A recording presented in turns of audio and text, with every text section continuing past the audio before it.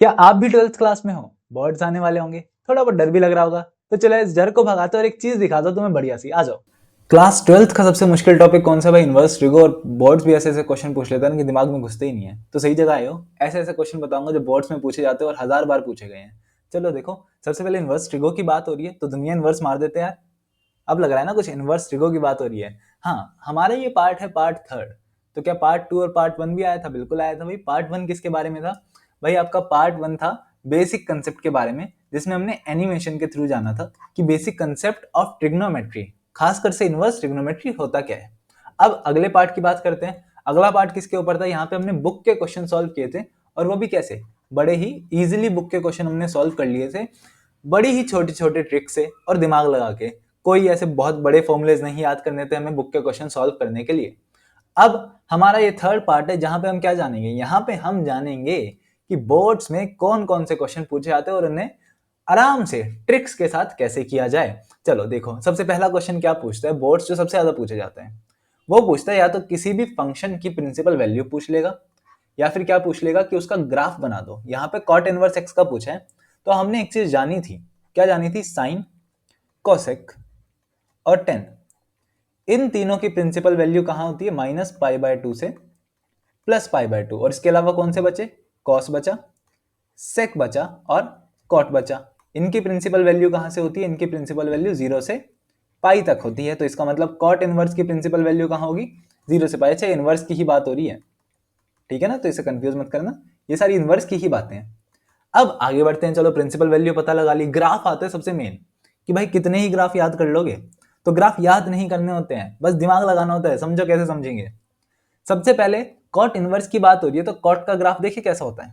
देखो यार, क्या कॉट का ग्राफ कुछ ऐसा होता है जो हमने 10वीं कक्षा में भी पढ़ा था? क्या ये हमने 10वीं कक्षा में पढ़ा था कॉट का ग्राफ कैसा होता है?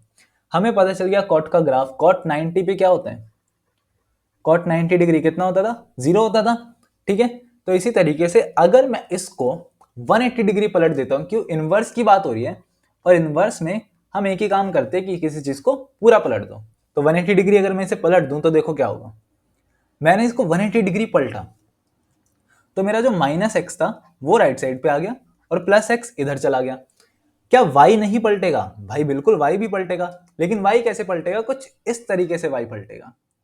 ये देख रहे हो, ये ही है हमारा कॉट इनवर्स का ग्राफ। बस 2 बार पलटा, आपका कॉट इनवर्स का ग्राफ आपके सामने है। तो क्या आपको अगर 10वीं का ग्राफ याद है तो 12वीं में भी ग्राफ याद करने पड़ेंगे? नहीं करने पड़ेंगे, क्योंकि 10वीं के ग्राफ को बस 2 बार पलटो।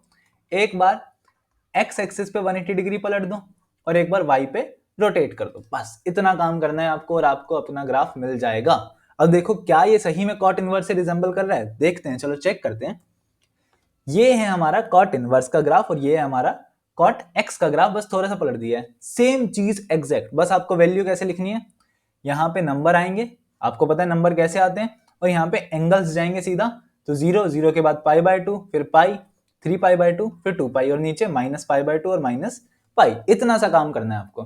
देख रहे हो कितना आसान हो गया ग्राफ को समझना। चलो यार, अब इसी तरीके से आप कोई भी ग्राफ बना सकते हो। बस एक्स से 180 डिग्री पलटो, वाई पे रोटेट कर दो, आपका काम खत्म। अगला क्वेश्चन देखते हैं। अगला क्वेश्चन क्या कहता है? अगला क्वेश्चन कहता है find the value of tan inverse 2π/3। ये क्वेश्चन भी हमने लास्ट क्लास में करे थे। सबसे आसान तरीका क्या होता है? देखो, 3 के मल्टीपल जो भी नीचे होता है इसके मल्टीपल लिखो। 3, 6, 9, 12, ज्यादा नहीं लिखने। ऊपर वाली वैल्यू है 2। 2 में सबसे करीब कौन सा है? 3 है। 2 को 3 में चेंज करने के लिए हम क्या करेंगे? क्या फिर मैं इसे ऐसे लिख सकता हूं जब भी 2 को 3 से चेंज करना है, जैसे 3π माइनस पाई? क्या 3π माइनस पाई वापस 2π आ जाएगा? तो मतलब मैंने क्या किया, 2 को 3 में चेंज कर दिया। कैसे? 3π माइनस पाई करके। अब बस आपका काम खत्म। tan इनवर्स 10, 3π अलग अलग कर दिया है मैंने, -π/3।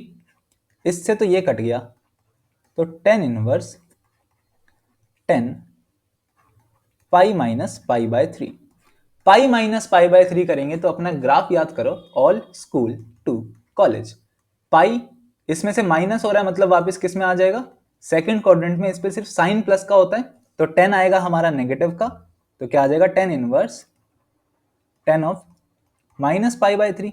और याद करो, हमने लास्ट क्लास में एक और चीज समझी थी कि साइन कोसेक, जो देखा था अभी हमने, साइन कोसेक और टेन, यही तीन वैल्यू हैं जो माइनस में अपनी प्रिंसिपल वैल्यू शो करती हैं। क्यों? इनका माइनस पाई बाय 2 से प्लस पाई बाय 2 जाता था, तो यही है जो माइनस में शो करती है, कॉस, सेक और कॉट। ये तीनों माइनस में अपनी वैल्यू शो नहीं करती हैं। ये कहती हैं कि माइनस नॉट एक्सेप्टेड हेयर, तो ये माइनस में कर देगा, मतलब आंसर क्या आएगा, माइनस का पाई बाय 3 हमारा आंसर हो जाएगा। तो वापस एक बार रिपीट करो, साइन, कोसेक और टेन माइनस एक्सेप्ट करती हैं, लेकिन कॉस, सेक और कॉट माइनस एक्सेप्ट नहीं करती हैं। इसका भी हमने पढ़ा था, इसका जब आ जाए तो क्या होता है, हम पाई माइनस थीटा कर देते हैं। जैसे यहाँ पाई बाय 3 था, तो पाई माइनस पाई बाय 3 हो जाएगा हमारा आंसर। अगले क्वेश्चन की तरफ बढ़ते हैं, इसका आंसर आसानी से निकल गया है। यहाँ पे डोमेन निकालने के लिए कह रहे हैं। डोमेन निकालने के लिए हमें कुछ नहीं करना है, आपने साइन की वैल्यूज पढ़ी होंगी। साइन कहां से लेके कहां तक जाता है, साइन -1 से 1 तक ही वैल्यू शो करता है, इसके ऊपर ना इसके नीचे वैल्यू शो करता ही नहीं है। इसका मतलब हम कह सकते हैं कि हमारा जो x माइनस एक्स स्क्वायर है ये -1 से बड़ा होगा, लेकिन 1 से छोटा होगा। क्यों? क्योंकि इसी के बीच में वैल्यू वेरी करेगी, तो माइनस एक्स स्क्वायर -1 से तो बड़ा होगा, लेकिन 1 से छोटा होगा। अब मैं क्या करता हूं, जब भी हमें, आपने इनइक्वालिटीज पढ़ी होगी, है ना, इनइक्वालिटीज में हमने जाना है कि जब भी हम माइनस का साइन हटाते हैं तो क्या होता है, मल्टीप्लाई कर दो हर जगह नेगेटिव से, तो आपकी ये जो है ना, ये चेंज हो जाते हैं। ये कैसे चेंज हो जाते हैं, जैसे minus -1 minus minus x square और -1, तो आपके साइन चेंज हो जाएंगे। ये ऐसे पलट जाएगा और ये भी ऐसे पलट जाएगा। तो क्या होगा, यहां पे तो आ गया 1 माइनस माइनस एक्स स्क्वायर और यहां पे आ गया -1। तो देखा जाए तो वही चीज हुई है ऑलमोस्ट। अब आपका इसको अगर रीराइट किया जाए तो कुछ ऐसे लिखेंगे हम, एक्स स्क्वायर और 1, जो यहां था वही यहां है, बस माइनस का साइन एक्स स्क्वायर के आगे से हट गया और कुछ नहीं था।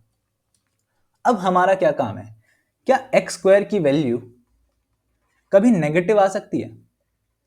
क्या किसी भी स्क्वायर की वैल्यू कभी नेगेटिव आ सकती है? नहीं आ सकती है। तो ये नेगेटिव वाला पार्ट हटा देते हैं, तो क्या आएगा, इसकी जगह आ जाएगा 0। मतलब एक्स स्क्वायर की वैल्यू हमेशा 0 से बड़ी ही आएगी, चाहे कोई भी नंबर डाल दो, चाहे नेगेटिव का कितनी बड़ी वैल्यू डाल दो, आपका हमेशा आंसर 0 से बड़ा आएगा। अब मैं यहाँ पे एक काम करता हूँ, मैं इस वाली वैल्यू को लेता हूँ, किसको, एक्स स्क्वायर को 1 से। मुझे रेंज निकालनी है किसकी, इस भाई साहब की, कि ये जो अंदर आ रहा है क्या रेंज हो सकती है इसकी। तो मुझे बताओ, मैंने यहीं से शुरू किया था, अब मैं x में क्या क्या डाल सकता हूँ। मैं एक काम करता हूँ, मैं -1 कर देता हूँ, तो यहाँ भी -1 हो जाएगा। तो क्या आएगा, क्या एक्स स्क्वायर -1 0 से छोटा आएगा, या फिर मैं इसे लिख सकता हूँ कि x + 1 और x - 1 0 से छोटा है। तो इसका मतलब या तो x + 1 0 से छोटा आएगा, या फिर x - 1 0 से छोटा आएगा। अब हमने एक चीज बात करी थी, जब भी हम माइनस हटाते हैं तो यहाँ पे तो हो जाएगा x की वैल्यू जो छोटी आएगी वो 1 से आएगी, ठीक है। ये भाई साहब इधर चले जाएंगे और ये भाई साहब जब इधर जाएंगे तो माइनस आएगा, तो x की वैल्यू बड़ी आएगी किससे, -1 से। मतलब x की वैल्यू कहाँ से कहाँ लाई कर रही है, अगर हम इसको देखें तो x की वैल्यू -1 से तो बड़ी है लेकिन 1 से छोटी है। तो यही हो गया हमारा domain of sine inverse x square. अब ये क्वेश्चन अगर आपने कर लिया है तो एक और क्वेश्चन हम करते हैं जो बिल्कुल इसी की तरह है। चलो देखते हैं क्वेश्चन कैसे होगा। यहाँ भी क्या, इसका इंटरवल जो आएगा वो -1 से 1 के बीच में जाएगा, ठीक है। तो इसका मतलब हम कह सकते हैं कि -1 से बड़ा है x² -4, लेकिन 1 से छोटा है। अब इसको काटने के लिए +4 ऐड, यहाँ भी +4 ऐड करना पड़ेगा और यहाँ भी +4 ऐड करना पड़ेगा।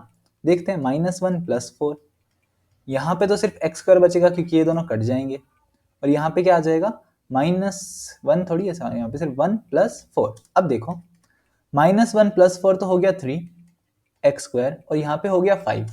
अब मैं एक काम करता हूँ, मैं x² हटा देता हूँ, लेकिन कैसे, कुछ इस तरीके से आपका x² हटेगा। देखो ये ट्रिक सबसे मुश्किल है, यहाँ पे हर बच्चा फंसता है। मतलब कोई भी बच्चा उठा लो, उसको ये पता ही नहीं होगा कैसे करना है। अब देखो कैसे होगा, मैं यहाँ पे लिख देता हूँ कि x² किससे, 3 से बड़ा है, और यहाँ पे मैं लिख देता हूँ कि x² किससे, 5 से छोटा है।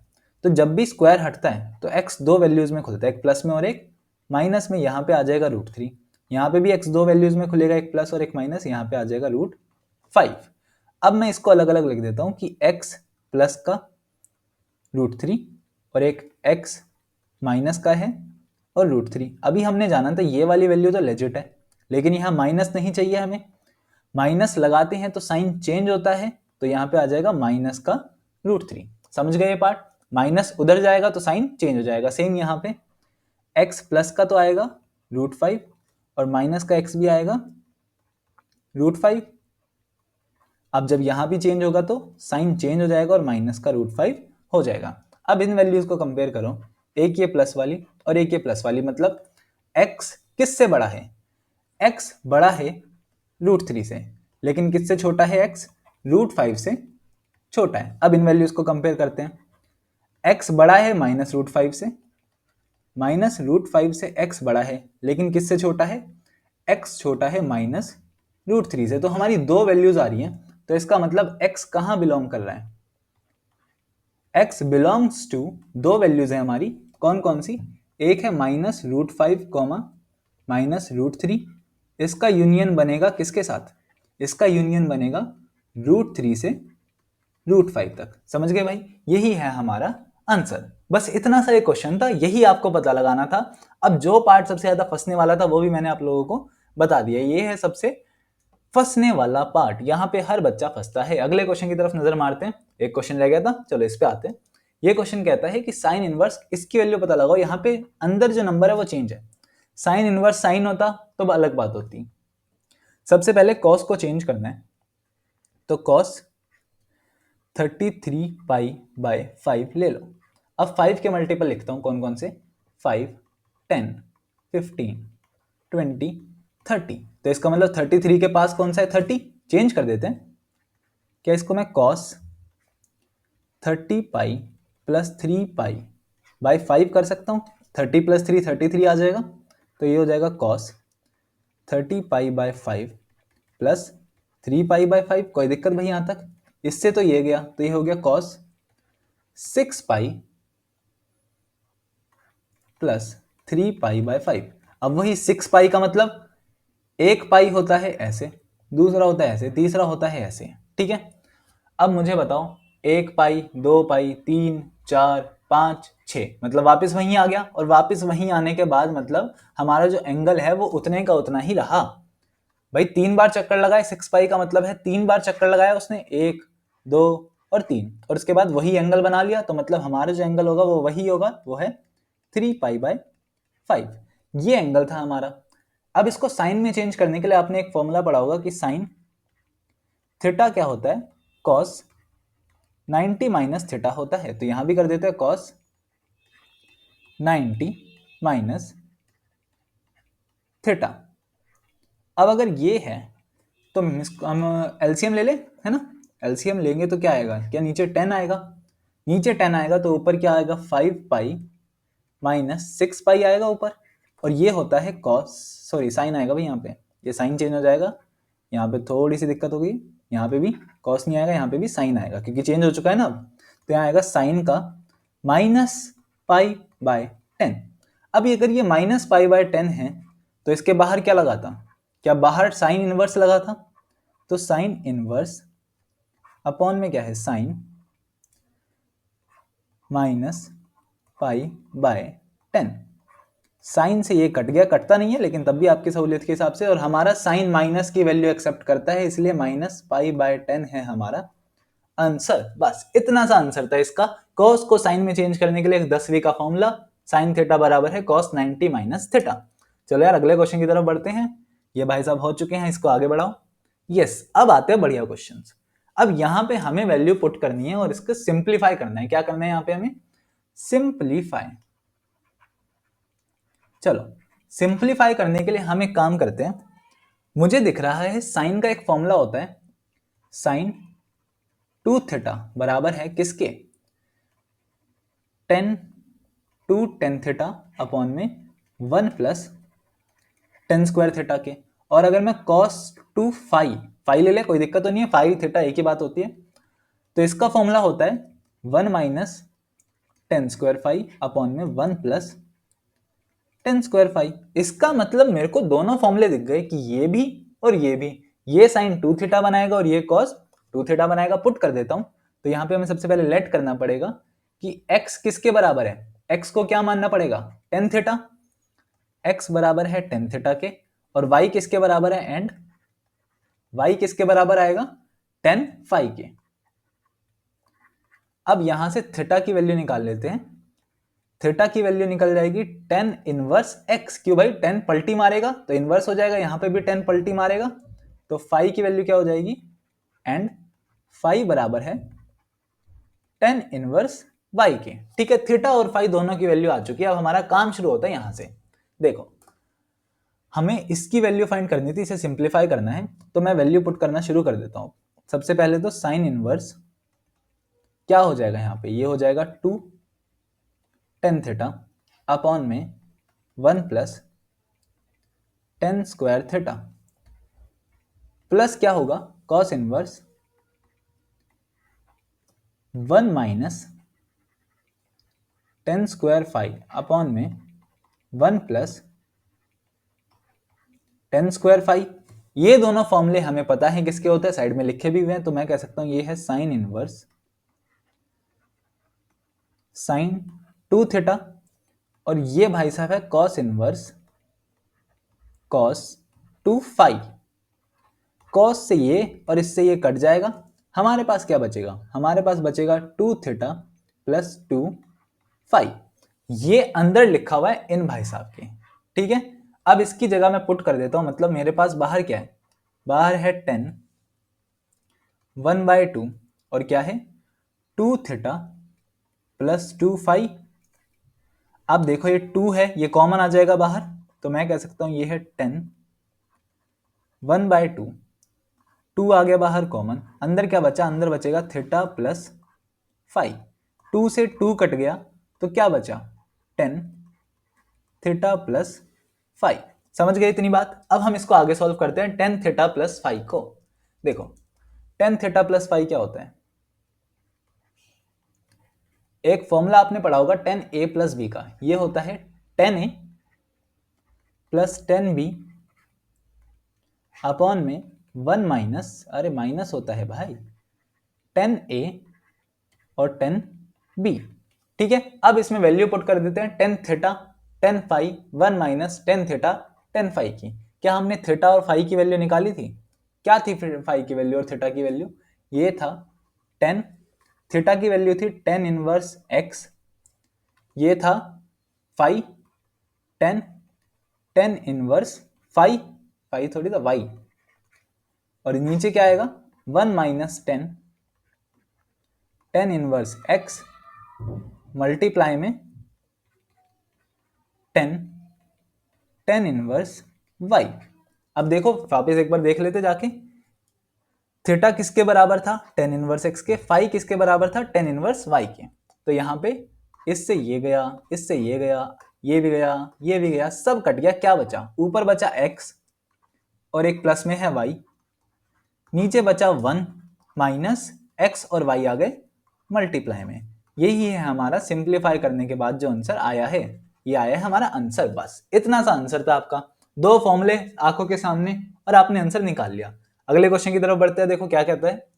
देखो ये क्वेश्चन है तो बड़ा इजी, लेकिन इसको सॉल्व करने के लिए थोड़ा दिमाग लगाना पड़ेगा, और दिमाग को कहते हैं हम ट्राइंगल बना लो। सबसे पहले तो अगर ये थीटा है और अगर सामने वाला परपेंडिकुलर होता है और ये हाइपोटेन्यूस होता है, इसकी तरफ नजर मारना, 5/13 p/h, तो क्या ये बेस हो जाएगा।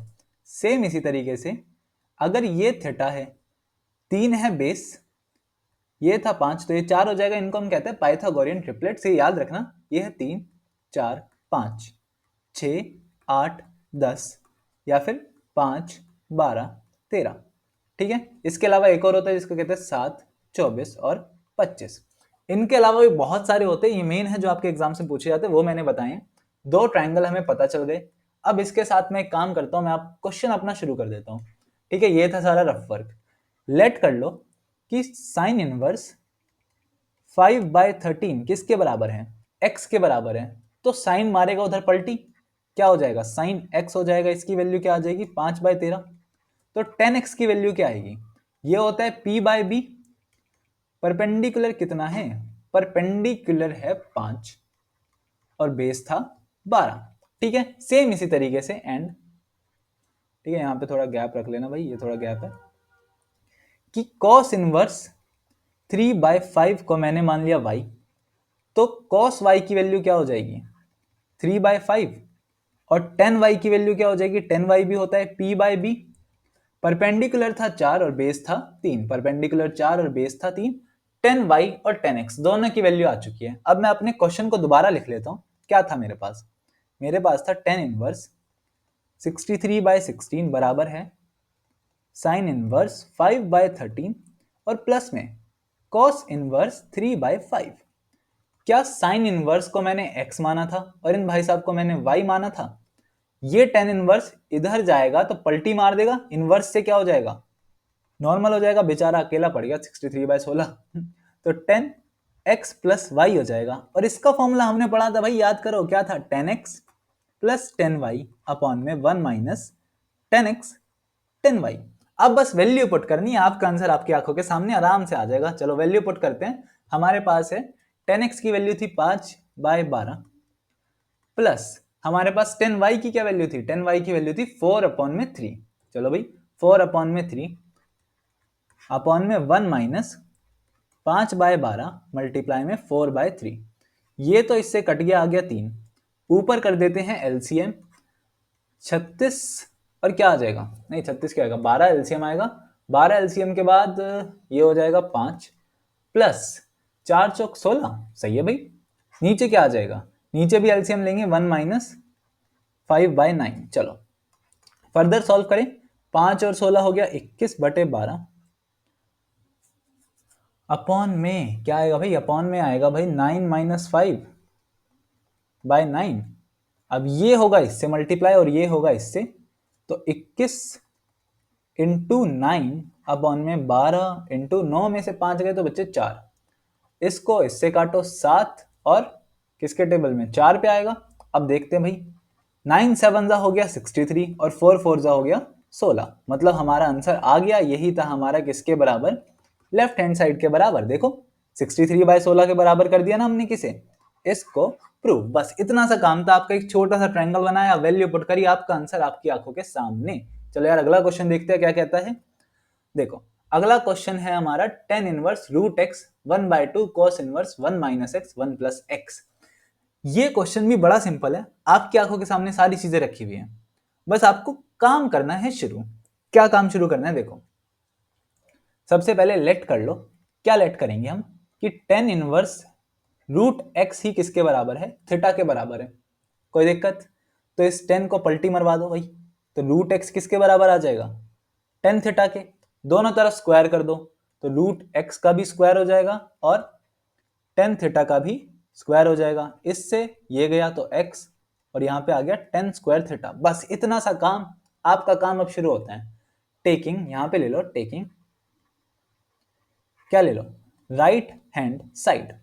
अब इसमें देखते हैं क्या है हमारे पास, 1/2 cos इनवर्स 1 माइनस एक्स था, x की वैल्यू पुट कर दो tan स्क्वायर थीटा, तो 1 माइनस tan स्क्वायर थीटा और नीचे क्या हो जाएगा 1 प्लस tan स्क्वायर थीटा। ये फॉर्मूला बन गया, अभी पढ़ा था भाई हमने, किसका फॉर्मूला है ये, जी बिल्कुल ये है cos 2 थीटा का फॉर्मूला। तो मतलब इससे तो ये गया, बाहर था 1/2 और मल्टीप्लाई आ गया, ये 2 से 2 गया, सिर्फ थीटा बचा। और थीटा की क्या वैल्यू थी, थीटा की वैल्यू थी tan इनवर्स रूट एक्स, मतलब ये वापस क्या आ गया, tan इनवर्स रूट एक्स ही आ गया। बस इतना सा आपका आंसर था, और हमें यही तो प्रूव करना था कि tan इनवर्स रूट एक्स इसके बराबर है।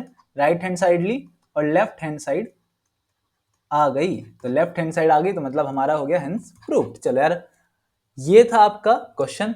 अब अरे हाँ, खाली स्लाइड छोड़ देता हूं मैं ताकि अगर बढ़ा जाए तो कर दूं। ये क्वेश्चन आप लोगों को घर से करके लाना है, ये है आपका हिंट। देखो हिंट भी है, सारी चीजें बुक का ही क्वेश्चन है, होमवर्क है ये आपका क्वेश्चन। घर से करो, कोई भी दिक्कत है कमेंट करके पूछो भाई, घर से क्या करना है अभी करो, सभी के सभी वीडियो रोको, 5 मिनट है आप सभी के पास, 5 मिनट में क्वेश्चन हो जाना चाहिए। 5 मिनट के अंदर आपका कमेंट हमारे कमेंट सेक्शन में दिखना चाहिए कि आपका आंसर क्या आया है। चलो यार बस आज की क्लास कहीं पे खत्म करते। देखो यार इतने ही क्वेश्चन थे आपके, यही क्वेश्चन बोर्ड्स में पूछे जाते हैं, BOARDS बोर्ड्स। ये क्वेश्चन कर लिए, नहीं आएगा बाहर से कुछ, भूल जाओ कुछ भी आने वाला है, तो एक बार फिर से दिमाग में बिठाओ क्या क्या चीजें पढ़ी हैं, बड़े आसानी से पढ़ी हैं, कोई हमने बहुत बड़ी रॉकेट साइंस नहीं पढ़ी है यहाँ पे, नॉर्मल चीजें पढ़ी है, नॉर्मल चीजें ही आती हैं।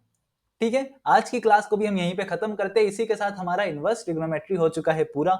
सारी चीजें पढ़ी, बेसिक कंसेप्ट, बुक के क्वेश्चन, बाहर के क्वेश्चन, बोर्ड्स में क्या आएगा, सारी चीजें। चले यार ठीक है, सभी को थैंक यू, आपका दिन मंगलमय हो।